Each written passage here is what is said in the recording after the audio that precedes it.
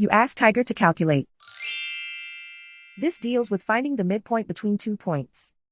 The midpoint between the 2 points is 61.5, 4.5. Let's solve it step by step.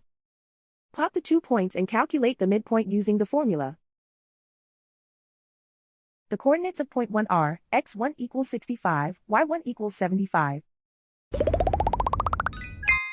The coordinates of point 2 are, x2 equals 58, y2 equals negative 66. PM represents the midpoint of the 2 points.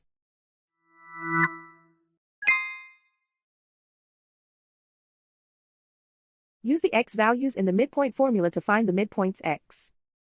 x1 equals 65.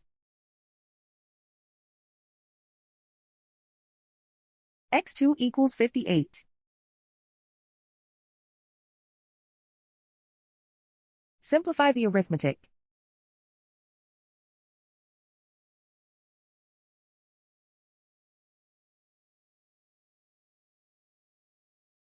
Use the y values in the midpoint formula to find the midpoints y.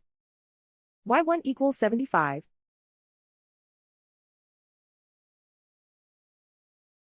y2 equals negative 66. Simplify the arithmetic.